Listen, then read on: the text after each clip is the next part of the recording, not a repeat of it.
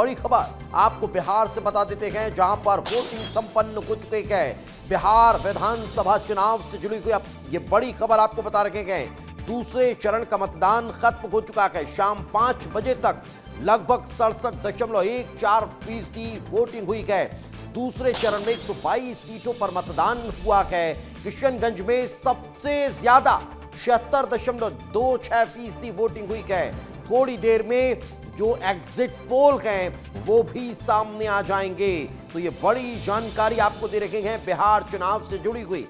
बिहार चुनाव में इस बार बम्पर वोटिंग हुई है और अब तक के बिहार चुनाव के इतिहास में इतना मतदान प्रतिशत कभी देखने को नहीं मिला जो इस बार के बिहार विधानसभा चुनाव में देखने को मिला है। दूसरे चरण में सारे रिकॉर्ड अब तक टूट चुके हैं। शाम 5 बजे तक का जो आंकड़ा है वो 67% मतदान का सामने आ रहा है। तो अमूमन अभी जो मतदान केंद्रों पर लोग होंगे वे अभी भी अपने मताधिकार का इस्तेमाल कर रहे होंगे। तो आप ये समझिए कि ये जो आंकड़ा है वो लगभग 70% मतदान को टच करता हुआ नजर आ सकता है। इस वक्त हमारे सहयोगी अमृत हमारे साथ जुड़े हुए, उन्हीं से बातचीत करते हैं।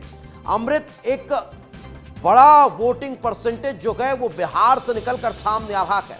जो राजनीतिक पंडित हैं वो क्या कह रहे हैं, ये जो वोटिंग परसेंटेज है वो किस दिशा में जाता हुआ दिखाई देता है? दीपेश, देखिए, आमतौर पे ज़्यादा वोटिंग से ये अंदाज़ा लगाया जाता है कि इसका जो फ़ायदा है वो विपक्ष को मिलने जा रहा है, लोग बदलाव की तरफ जाते हैं। लेकिन अगर दूसरे राज्यों को भी देखें और ख़ुद बिहार का भी अगर आप एनालिसिस करेंगे, इतिहास में जाएंगे, तो कई मर्तबा ऐसा हुआ है कि ज़्यादा वोटिंग हुई है। मसलन जब राबड़ी देवी की सरकार बनी थी उसके पहले जब वोटिंग हुई थी तो उस दौरान भी तकरीबन 60% से ज़्यादा मतदान हुआ था। और उस दौरान जो है देखा गया कि थोड़े वक्त के लिए, कुछ ही वक्त के लिए जो है नीतीश कुमार और जॉर्ज फर्नांडिस के नेतृत्व में जो है सरकार बनी थी। लेकिन उसके बाद जो है फिर से लालू यादव वापसी किए थे, यानी कि मजबूत विकल्प नहीं बना पाए थे। लेकिन वहीं पे देखा गया कि 2005 में जब नीतीश कुमार जो है सत्ता में काबिज हुए थे तो एक बड़े ही परिवर्तन की लहर बनी थी और उस समय वोटिंग प्रतिशत मात्र 45% के आसपास ही था। तो वोटिंग प्रतिशत से अंदाज़ा लगाना थोड़ा सा अभी जल्दबाजी होगी। लेकिन इसमें यह भी कहा जा रहा है कि कहीं ना कहीं इसमें प्रशांत किशोर नाम का एक फैक्टर ज़रूर है जिससे वोटिंग प्रतिशत बढ़ा है। दूसरी बात ये गौर करने वाली है, जहां से आपको ये भी एनालिसिस करना चाहिए कि ये वोटिंग प्रतिशत जो बढ़ा है, पहले भी बढ़ा था लेकिन 5 बजे तक ही 67% बढ़ता है। ये उन इलाकों में बढ़ते हुए ज़्यादा दिखाई दे रहा है जहां पे मुस्लिम आबादी सबसे ज़्यादा है। सबसे ज़्यादा मुस्लिम विधानसभा क्षेत्र जहां पे डोमिनेंस है उनका, वो उस समाज के लोगों का जहां डोमिनेंस है वहां पे वोटिंग प्रतिशत काफ़ी ज़्यादा बढ़ी, यानी कि मुस्लिम समाज के लोग ज़्यादा से ज़्यादा घरों से बाहर निकले हैं और उन्होंने वोट किया है। ये अमूमन अब इसके मुद्दे अलग चुनावों को अगर हम देखें तो ये स्थितियां देखने को मिली कि अमृत, हम चाहे लोकसभा चुनाव का जिक्र कर लें और मध्य प्रदेश, महाराष्ट्र, राजस्थान, हरियाणा, बाकी राज्यों के जो विधानसभा चुनाव के उनका जिक्र कर लें तो वहां पर भी कुछ ये ट्रेंड देखने को मिला था। लेकिन क्या बिहार में वोटिंग परसेंटेज बढ़ने के पीछे एक वजह एसआईआर भी मानी जा रही है? क्योंकि जब गहन पुनरीक्षण हुआ तो बल्क में नाम कटे हैं और अब उन नामों के कटने की वजह से, चूंकि वो लोग वोट नहीं करते थे, यही कारण है कि वोटिंग परसेंटेज वहां पर स्थिर रहता था या कम नजर आता था। अब जब नाम कट गए तो जितने नाम उस वोटर लिस्ट में थे वो सभी लोग लगभग मतदान करने पहुंचे हैं। तो वो भी एक बड़ा कारण माना जा सकता है। बिल्कुल, इस वजह से इनकार नहीं किया जा सकता क्योंकि सभी मतदाताओं को ये भी है कि उनको अपनी हाजिरी भी दर्ज करानी है। क्योंकि जिस तरह से एसआईआर का मुद्दा रहा, बहुत सारे लोग लापरवाही भी करते रहे। ये भी एक डर था कि कहीं ऐसा ना हो कि इस बार हम लापरवाही करें, अगली बार मेरा नाम कट जाए, तो वो पहुंचे। दूसरा जो एक फैक्टर जिसकी हम बात कर रहे हैं कि जिस तरह से इस फेज़ में एक और ज़्यादा हमने पिछले फेज़ में भी वो असर देखने को मिला, वो ये है कि ज़्यादा से ज़्यादा वोटिंग करने का मकसद ये है कि अपनी मौजूदगी और अपनी जो शर्तें हैं उसके साथ वोट करना। और इसमें देखेंगे कि हर वर्ग, हर जाति का एक अलग साइकी है। जिस तरह से अगर मैं बात करूँ, यादव बिरादरी है, उनकी अलग साइकी है, मुसलमान की अलग साइकी है, जनरल की अलग, कास्ट की अलग साइकी है। लेकिन इन तमाम के बीच में जो एक कहा जाए कि अलग एक तरीके से एक वोट निर्मित कर रहे हैं अपने लिए, वो प्रशांत किशोर हैं। प्रशांत किशोर कहीं ना कहीं उन्होंने एक इम्पैक्ट इस चुनाव में डाला है, पिछले चरण में भी देखा गया और इस चरण में देखा गया। फिर आप एक अगर जो बात इस बात जहां का पे मैं जिक्र इशारा कर करना रखे चाह रहा हूं कि हैं, मुस्लिम समाज के बीच में एक पहले चरण और दूसरे चरण में भी अगर हम एनालिसिस कर रखेंगे तो क्या ये माना जाए कि अब बिहार में सत्ता अगर हासिल किसी को करनी है तो किंग मेकर जो है वो प्रशांत किशोर नजर आ सकते हैं?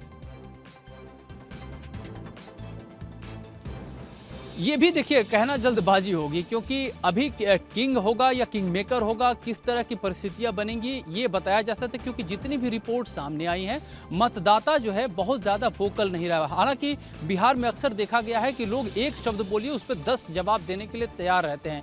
इस बार ये देखा गया कि बहुत सारे लोग कह रहे थे कि हमें बात ही नहीं करनी है जी, हमें पॉलिटिक्स में इंटरेस्ट नहीं है, यानी कि वो बहुत गोपनीय तरीके से रहे। खासतौर पर जब आप भीतर घुसेंगे और अंतः में बैठेंगे उनके, तब वो थोड़ी थोड़ी बातें निकल के आ रही हैं कि वो क्या चाहते हैं, जिसमें उनके लिए रोजगार, खासतौर बिहारी प्राइड, पलायन, ये बहुत बड़े मुद्दे उनके लिए सामने रहे हैं।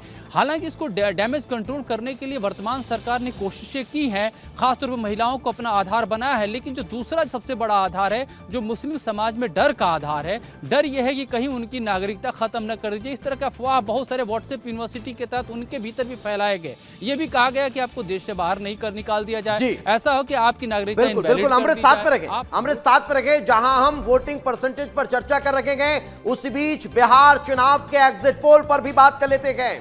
आईएनएस का एग्जिट पोल सामने आ चुका है। एनडीए को 147 से 167 सीटें मिलने का अनुमान लगाया जा रहा है और महागठबंधन 70 से 90 और अन्य के खाते में लगभग 40 सीटें जो हैं वो 2 से 5 सीटें जो हैं वो दिखाई दे रही है। तो 147 से 167 एनडीए के खाते में। तो हम जो चर्चा कर रहे हैं अमृत, ये तो उससे उलट नजर आ रहा है कि अगर वोटिंग परसेंटेज बढ़ रहा है तो वो तो सत्ता पक्ष के समर्थन में जाता हुआ दिखाई दे रहा है।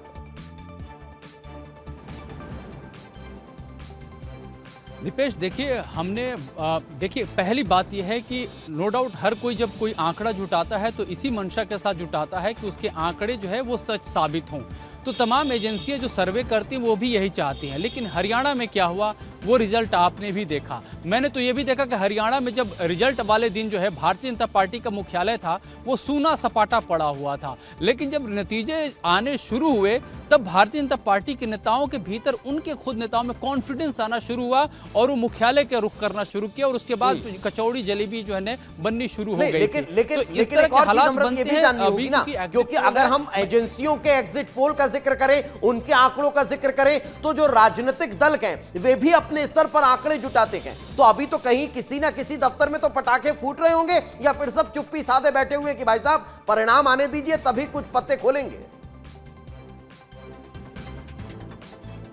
पीछे का जो इतिहास रहा है, सभी दल जो है अभी फिंगर क्रॉस करके बैठे हुए हैं। वो ये इंतजार में है कि 14 तारीख को मतपेटी खुले, उसके बाद वो देखेंगे कि क्या हश्र होने वाला है। हालांकि राजनीति के जो माहिर खिलाड़ी हैं, जो चुनाव लड़ते हैं, जो जमीन पे जो लोग संघर्ष करते हैं, उनको कहीं ना कहीं वो जरूर अंदाजा होता है और उसी अंदाजे की बुनियाद पे सभी का ये मत है। देखिए, आप अगर पूरी तरह से, हम लोग थोड़ा अलग तरीके से इस चीज का एनालिसिस करते हैं, नीतीश कुमार को लेकर के विरोध किस बात का है? सबसे बड़ी बात है, सबसे बड़ी बात यह है कि किसी तरह का उनके लिए विरोध नहीं है। विरोध है तो आंतरिक है।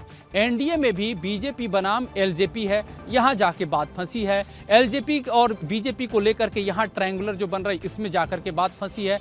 उसी तरह से दूसरे दलों में भी है। महागठबंधन को नुकसान कहां पहुंच रहा है? आरजेडी पे खासतौर पे देखेंगे, अगर रिजल्ट आ रहा है, जो लोग ग्राउंड पे देख रहे हैं उनको ये भी लग रहा है कि आरजेडी को ज्यादा नुकसान होने की गुंजाइश नहीं है। उनको घाटा कहां उठाना पड़ रहा है? जहां कांग्रेस